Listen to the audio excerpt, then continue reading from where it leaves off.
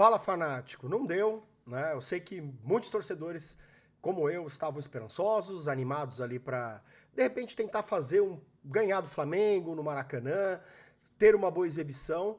E no final das contas a gente acabou perdendo de 1-0. O Flamengo teve boas, ótimas oportunidades de fazer mais gols. O São Paulo dominou boa parte do tempo da partida, chutou mais a gol, mas tem um detalhezinho que é muito importante no futebol e você vai achar, a bola na rede é o mais importante, mas tem um que, para a bola chegar a entrar na rede, que é fundamental, que é a qualidade de cada jogador. E o Flamengo hoje tem belíssimos jogadores. O Flamengo hoje perdeu um caminhão de gols, né? O São Paulo fez uma boa partida no Morumbi e, por falhas, tomou 3 gols, certo? A gente acabou fazendo um gol, tudo certo. E hoje, o São Paulo, por não ter qualidade técnica, não conseguiu agredir o Flamengo. Então, assim, quando você pega e olha para o time do São Paulo e compara com o time do Flamengo, você vê de um lado um time com bastante disposição, que não se acovardou, que estava tentando impor seu jogo, tentando brigar, mas que fisicamente desgastado, que a condição de jogo não é compatível para um jogo físico, para um jogo de intensidade, que acabou de se classificar para uma final de Sul-Americana que, no nosso atual momento, infelizmente dói na gente, mas infelizmente é a nossa realidade, é encarar Sul-Americana, tentar correr ali de uma situação ruim no rebaixamento. A gente tem um time nessa condição, e do outro lado a gente tem o Flamengo. E aí o Flamengo, finalista da Libertadores, agora foi para a final da Copa do Brasil, é um time que tem tudo ali para estar sempre nas cabeças do Campeonato Brasileiro, porque existe uma coisa que o dinheiro paga, que são jogadores bons, né? E o São Paulo está se reestruturando. Hoje o Flamengo, ele, por mais que ele não tenha feito mais gols, às vezes tenha chutado menos que o São Paulo e tudo mais, o Flamengo foi muito perigoso, né? O Flamengo começou a partida, o São Paulo aos 4 minutos deu um chute a gol com o Igor Vinícius, um chute bom. O São Paulo começou de uma forma interessante. Foi um jogo honesto do São Paulo. Não foi de brilhar os olhos, de longe. Mas foi um jogo honesto do São Paulo. Né? A gente tinha muitas pessoas esperando ali que o São Paulo vai tomar uma goleada. Não tomamos. Então o São Paulo fez um chute importante aos 4 minutos. Mas aos 16 minutos o Pedro já tinha feito um gol impedido. Aí depois aos 29 minutos o Gabigol tinha chutado o Jandré, feito uma defesa, numa vacilada que o Igor Vinícius tocou uma bola errada no meio campo. E aí, aos 35 minutos, o Arrascaeta abre o placar. Só que assim, aquele lance que contra o Flamengo não tem VAR, né? Assim, então, veja, eu não estou reclamando do lance, mas eu vi que nas redes sociais muitas pessoas reclamaram de uma suposta falta do Arrascaeta no Diego Costa, certo? Então, assim, por que o VAR não dá um zoom, não mostra quando é contra o Flamengo? Não mostra. O que eu falei aqui assistindo o jogo aqui com o Nicolas, né? Meu afilhado. O que eu falei pra ele? Falei, cara, sinceramente, se o Diego Costa sofreu falta, ele sendo capitão tinha que chamar o time todo, fazer pressão e exigir que o árbitro olhasse no VAR. Mas ele não cobrou nada, ele ficou na dele, então provavelmente não foi falta. Bom, o Diego Costa escorrega num lance que a gente não consegue fazer interceptar a bola, ele escorrega, o time tá totalmente desorganizado e o Flamengo é muito técnico, 2 tapas, tabela, drible. O Arrascaeta sai na frente do Jandrei e o Arrascaeta simplesmente bate de sair, de cavadinha, né, a bola do lado. Aí você vai me dizer, poxa, você vai cobrar o Jandrei pela saída no gol? Galera, teve um lance que o Luciano, tava impedido, mas o Luciano pegou a bola, pingou na área, ele saiu na cara do goleiro Santos. O goleiro Santos não esperou nada, já abafou. O Luciano bateu de esquerda e o cara fez a defesa. Embora, se tivesse valido, tinha sido defesa. Se não tivesse sido impedimento, o goleiro tinha defendido. O Jandrei já sai dando canto. É goleiro muito simples, muito simples, muito simples. E aí o Arrascaeta faz o gol, aí o Flamengo deita, né? Porque o Flamengo depois fica fácil, né, gente? Já tem todo o histórico positivo de títulos recentes, um time muito bom, você olha pro lado, só jogador técnico, o Maracanã cheio, e aí por aí vai, né? E o São Paulo tava tentando se impor. O São Paulo chegou em vários momentos da partida, o São Paulo conseguiu dar uma controlada, dar algumas ameaçadas no time do Flamengo, mas não criava nada de perigoso, né? O São Paulo conseguia tocar bola, conseguia colocar o Flamengo em alguma dificuldade no sentido de posse de bola, que o Flamengo é um time que controla muito bem a posse de bola, nesse caso o São Paulo conseguiu fazer. Irrita muito quando o São Paulo volta as bolas para trás, isso sempre irritou, né? E vai continuar irritando a gente. Só que se a gente tem jogadores com um pouco mais de personalidade técnica, naturalmente, nem todas as bolas são recuadas, porque o jogador recebe no meio campo, dá um giro no marcador e vai para frente. Quando isso acontece, o jogo flui, porque a gente já quebrou a linha. E no caso, o São Paulo sempre tem aquela insegurança de pegar e voltar pro Jandrei. Isso deixa todo o torcedor chateado, irritado, enfim. E aí um lance icônico aos 41 minutos. Por quê? Antes de acabar o primeiro tempo, um ataque do Flamengo, um ataque perigosíssimo, a bola sobra pro Gabigol, que tenta encobrir, o Jandrei salva. O Jandrei salva, porque ia ser um golaço de cobertura do Gabigol. Então, assim, acaba o primeiro tempo. E aí, galera, pra você falar, poxa, mas o São Paulo... Como é que foi esse time do São Paulo? O time inteiro do São Paulo, o Rogério Ceni, ele aplicou na partida ali um esquema tático num 4-4-2, ali uma linha com 2 zagueiros, né? Uma linha de 4, né? 2 laterais, 2 zagueiros. Então a gente tinha o Reinaldo jogando, tinha o Igor Vinícius jogando, Diego Costa, tínhamos o Léo Pelé. E aí, no meio-campo, nós tínhamos o Nestor, Pablo Maia, o Alisson e o Patrick, o Luciano e o Caleri. Por vezes o São Paulo também avançava as linhas e ficava só com um, então tinha o São Paulo tinha 3 atacantes na frente em alguns momentos. Mas o que que acontece? Não surtiu efeito. Patrick mal pra caramba na partida. Na primeira bola que a bola veio pra ele foi dominar, foi sair, ele se enrolou, ele quase torceu o joelho ali, literalmente. E a bola, e nem sem nem encostar na bola, todo embananado, já deu pra ver que o cara não tava no jogo. E aí, dali pra frente, ele perdeu tudo. O Alisson, é assim, né? Na forma como a gente joga, né? Que o Rogério Ceni gosta, os jogadores do meio de campo tem que marcar muito. Então, pra isso, o Alisson serve bastante, o Igor Gomes serve bastante, o Nestor serve bastante. O Nestor, pra mim, não fez uma partida correta. Mas o Alisson, tecnicamente, na hora de ir pro armar jogada, fazer alguma coisa, foi muito mal. Perdeu muito lance simples, forçando jogada no meio.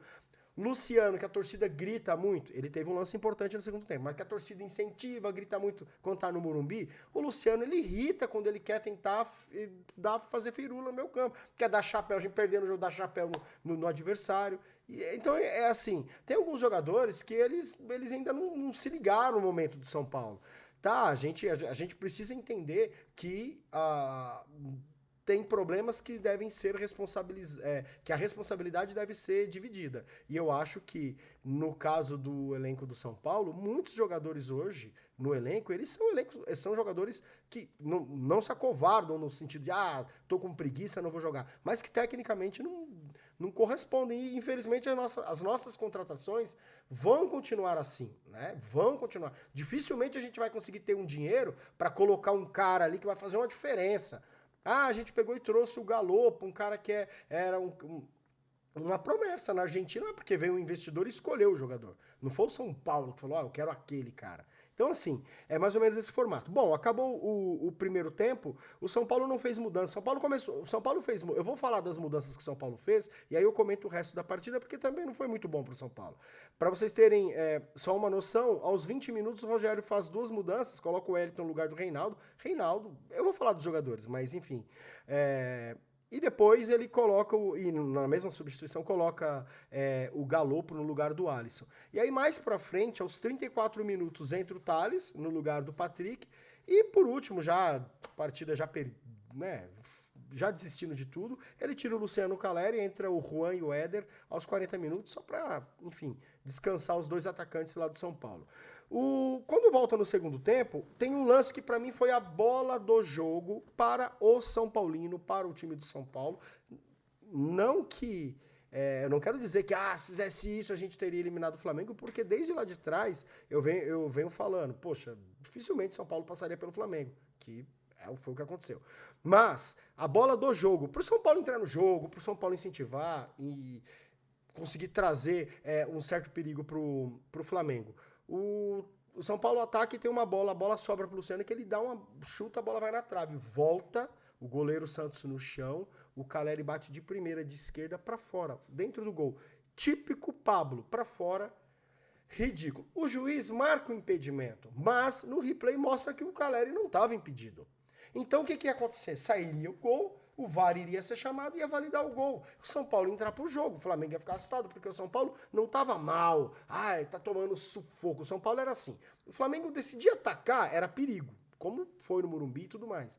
Mas o São Paulo conseguia flutuar a bola, conseguia colocar o Flamengo em alguma situação ruim. Só que o São Paulo não tinha qualidade para agredir na parte final da partida, no terço final do campo, que é dentro da área, na meia-lua, chutar de fora. Então o São Paulo perdia nisso. Né, que basicamente resume-se a habilidade dos jogadores, né? Que é o jogador que vai procurar a tabela, é o jogador que vai tentar o drible, é o jogador que vai encarar a zaga, não é o técnico lá sentado no banco que vai empurrar o cara. Não tem jeito, então isso não tem a ver com o técnico. Bom, e aí, pra mim, essa foi a bola do jogo. Isso foi aos 6 minutos e a gente não conseguiu aproveitar.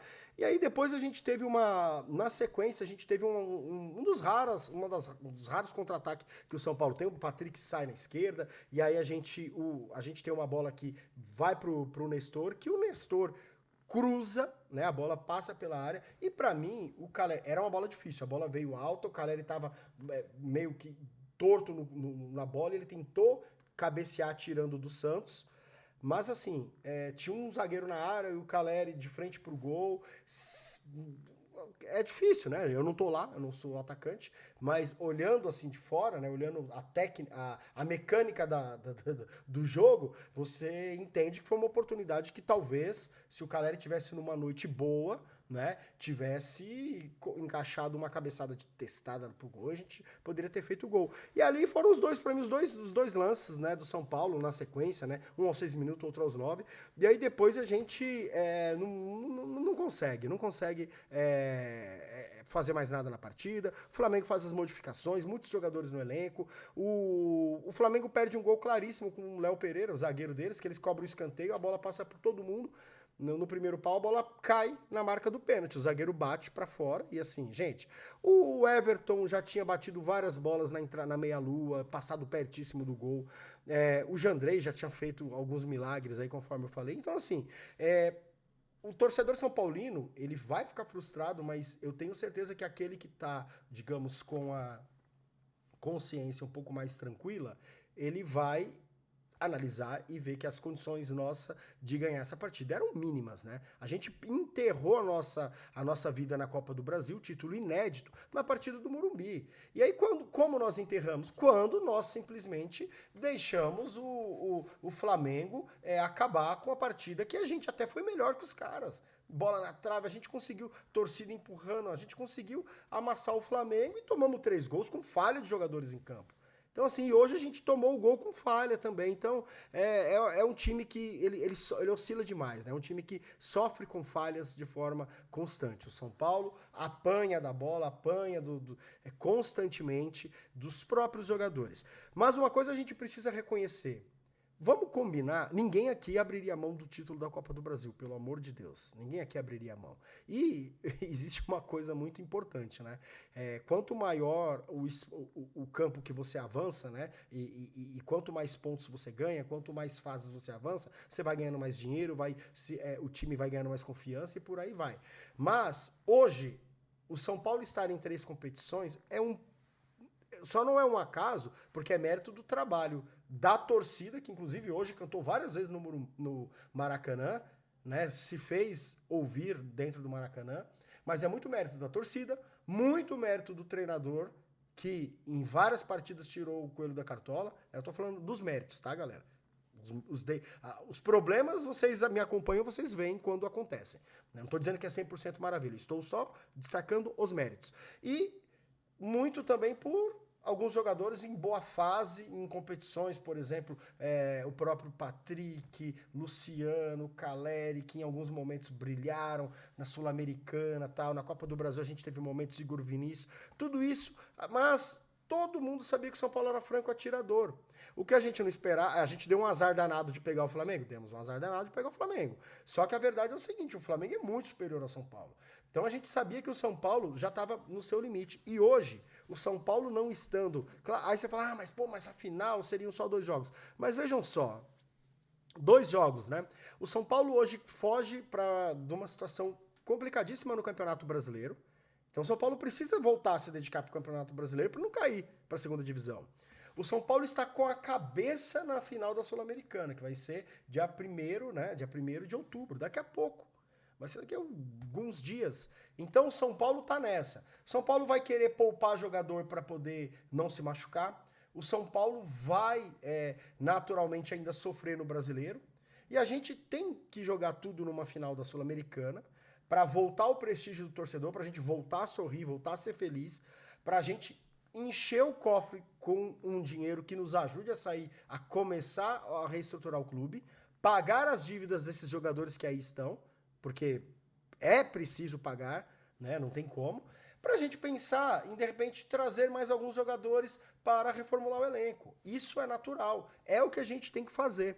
Agora, estar na final da Copa do Brasil, hoje, para o cenário do elenco do São Paulo, para a condição física e técnica do São Paulo, seria um problema. Sabe por quê, galera? Imagina só, o São Paulo tivesse passado do Flamengo. O que ia acontecer? Naturalmente, nós iríamos para uma final ou com o Fluminense ou com o Corinthians. Uma final em 2 partidas que, simplesmente para disputar um título inédito, torcida mobilizada ao extremo, todo mundo ia ficar feliz da vida, é fato, né, gente? Seria hoje uma vitória heróica, ia estar aqui feliz da vida, bebendo até de madrugada aqui, comemorando. Não estou dizendo que eu estou feliz por não ter passado, mas eu estou pensando racionalmente o que ia acontecer lá na frente. E nós entraríamos na seguinte situação: o São Paulo, psicologicamente, fisicamente, teria que se dedicar a mais uma final, mais 2 partidas complexas, e iria fazer assim: apostar tudo pra gente ganhar um título e depois ter que juntar os cacos para continuar sobrevivendo no Brasileiro. Então, o que eu quero dizer no final das contas é que, assim, ir para a final também não seria garantia de vitória, né? Então a gente poderia ir para a final e perder um título, né? Então, hoje, pensando na condição que o São Paulo tem, talvez essa saída aí na semifinal possa fazer valer ali os desejos do treinador e da comissão técnica de poupar, recuperar jogadores. Eu acho que a gente tem que focar tudo na final da Sul-Americana. A gente não deve abrir mão, e isso tá claro, eu tô falando mais do mesmo. Mas eu acho que os jogadores, eles precisam ter essa conexão. O técnico tem que entender bem o adversário, né, pra gente poder ganhar esse título, né, conseguir passar essa temporada com um orgulho, e a gente começar a se reestruturar. E assim, galera, vai demorar para o São Paulo voltar a ser o São Paulo. Por quê? Se a gente ganhar, se Deus quiser, a gente vai ganhar a Sul-Americana. E nós estaremos na Libertadores do ano que vem. Mas qual que vai ser a chance do São Paulo trazer jogadores que façam a diferença para que a gente possa disputar para ganhar, como o Rogério Ceni quer, como eu quero, como você quer? Eu não sei se vocês acompanharam, o Carlos Belmonte deu uma entrevista para o André Hernan, no canal do André Hernan, esses dias, essa semana, né? E ele já falou, e se a gente se classificar, a gente traz 2 ou 3 jogadores, considerando que alguns jogadores já nem vão ficar no São Paulo. Você para pensar. Igor Gomes não vai renovar. O Carlos Belmonte já disse que ele não quer renovar, não vai renovar, o clima tá ruim, e beleza, Igor Gomes, vai embora, tá bom, beleza. Igor Gomes não vai renovar. Luizão, infelizmente, tem clubes europeus ali que estão oferecendo muita grana, o Luizão zagueiro, né? E ele não vai renovar. Então a gente tem que repor as peças que espaços que já são ocupados. Então não é acrescentar, a gente tem que repor quem está saindo. Então provavelmente esses 2 saiam. Caso o São Paulo não receba nenhuma oferta para outro, seriam esses 2. Então o São Paulo teria que colocar mais 2 caras e repor as carências do elenco. A gente não tem jogador de fato que quebre linhas, jogador de contra-ataque. A gente não tem um meio-campista ali que assuma um protagonismo ali para poder ir para do meio campo para frente para armar jogada, ir para cima. O São Paulo tem muita gente no meio campo, tem muita gente, mas muita gente que não se adaptou. Por exemplo, o André Anderson, o Gabriel Neves acabou de se machucar, então a gente volta a ter um elenco reduzido demais na posição de volante, né? Porque o Luan não consegue voltar, tá treinando, mas ainda não tá bem fisicamente, infelizmente. Então o São Paulo tem que pensar, e fora que o São Paulo na zaga tem um buraco enorme, ainda mais se realmente o Luizão sair. Então veja, tem muita gente para contratar. Então, infelizmente, mesmo dando tudo certo, ganhando a Sul-Americana e tendo um cenário aonde o brasileiro não seja um problema para nós, a nossa tendência é que a gente não consiga também brilhar numa competição tão difícil como é a Libertadores, porque a gente ainda vai continuar. Lá fora, os times de fora não assustam tanto, né? Embora a tradição pese sempre, mas dentro de casa, aqui no cenário brasileiro, os times de elite são muito melhores que São Paulo. Galera, eu vou falar aqui da nota dos jogadores nessa partida, tá? Do São Paulo e Flamengo. Para o Jandrei, Jandrei é o seguinte, ele salvou, então assim, só por ter salvado algumas bolas lá, pra mim eu acho que fez uma boa participação. É muita bola recuada pra ele, mas ele também tem uma qualidade que fica claro, né? Ele é o único cara que toca de forma vertical no pé de alguém. Os meus campistas nossos, os jogadores de meio campo nosso, não tem a qualidade de passe do Jandrei, né? Arrisca bastante quando a bola vem com ele, isso é fato. Na saída do gol, pra mim, não dá pra dizer, o cara, qualquer jogador, qualquer goleiro tomaria aquele gol, mas um goleiro bom pra caramba, como outros times têm, não tomaria. O do Flamengo, por exemplo, não tomaria aquele gol. Então, assim, pra mim, uma nota 7 pro Jandrei, tá? Então, desconsiderando o gol, tudo. Igor Vinícius, cara, tentou fazer o que deu, pra mim, jogou bem o Igor Vinícius, uma nota 6,5 pro Igor Vinícius. Diego Costa falhou no gol, né? Falhou no gol, nota 5 pro Diego Costa. O Diego Costa e o Léo, pra mim, surpreendentemente, tomaram um baile. O Diego Costa tomou um baile do Pedro a partida toda, né? Diferente do jogo do Morumbi. O Léo também, pra mim, uma nota 5,5 também não foi bem. Reinaldo, mal pra caramba, amarelo, reclama. Mal pra caramba. Pra mim, Reinaldo aí, nota 5,5. O Wellington é o seguinte, ele entrou melhor aos 20 minutos no lugar do Reinaldo, no meu ponto de vista, no sentido de agredir o adversário. Mas é ruim pra cruzar, é ruim pra tocar. E o Rogério Ceni tira o Reinaldo por conta do amarelo. O Wellington, a primeira coisa que ele faz em campo é tomar o amarelo. Então só por isso nota 5 pro Wellington. 5,5 igual o Reinaldo. Ruim igual. Pablo Maia. Caiu, tomou um drible, ficou caído. Não aguenta marcar o Arrascaeta, esquece. Arrascaeta é um monstro. Mas Pablo Maia tomou um drible e caiu sentado no chão, nota 5,5 aí pra ele. Nestor, pra mim, foi o melhorzinho do campo, no meio campo. Arrumou bolas verticais, tentou chutar, tava ligado, não tava reclamando, marcando bem o Everton, indo atrás, indo até o fundo, jogou, teve gás. Pra mim, o Nestor fez uma boa partida, uma nota 6 aí pro Nestor. O Alisson, muito ruim, pra mim, nota 4,5 pro Alisson. Aos 20 minutos, o Galopo entrou no lugar do Alisson, né? 20 minutos do segundo tempo, entrou o Galopo. 2, 3 passos, mas pra mim, nota 5,5, um pouquinho melhor. Patrick, péssimo. Pra mim, nota 4,5 pro Patrick, péssimo. 34 minutos entrou o Thales, pra mim entrou melhor do que o Patrick, nota 5,5 pro Thales. Pouquíssimo tempo já deu pra mexer. Luciano, pra mim o Luciano é aquilo, meteu uma bola na trave, no segundo tempo ele tentou pegar uma bola, mas pra mim me irrita demais o que o Luciano faz em campo. Eu não entendo o quanto gritam o nome dele, chega a ser irritante, porque ele entra, aí ele quer amarra a bola, perdeu várias bolas no meio campo por displicência, quer dar rolinho, aí dá chapéu, um time que tá perdendo dá chapéu no adversário, aí quer tocar, quer enfeitar demais, ele não se liga. Teve uma hora no meio campo que o Patrick comeu a alma dele no primeiro tempo, aí ele ficou reclamando, mas ele reclama pra caramba de todo mundo. Então pra mim a partida é ruim do Luciano, nota 5,5 do partido do Luciano. Caleri brigou, mas péssimo demais, perdeu o gol pela primeira vez aqui, eu vou dar uma nota aí 5,5 pro Caleri, porque não tem, a gente tem que ser justo. Juan e Éder sem nota. O Rogério Ceni não dá para dar uma nota boa para quem é eliminado, né? Mas a gente dá para isentar ele de muita coisa. Então, isentando ele de muita coisa, eu vou dar uma nota 5,5 pro Rogério Ceni. Galera, obrigado por vocês terem ficado até aqui e um grande abraço. E vamos fazer de tudo para a gente se recuperar no Campeonato Brasileiro e, naturalmente, toda a energia voltada para a gente ganhar o título da Sul-Americana. A gente precisa muito, o time está em reconstrução e a gente tem que ter frieza e analisar o momento. É triste, mas esse é o nosso momento. Valeu, galera. Obrigado por terem ficado até aqui. Grande abraço.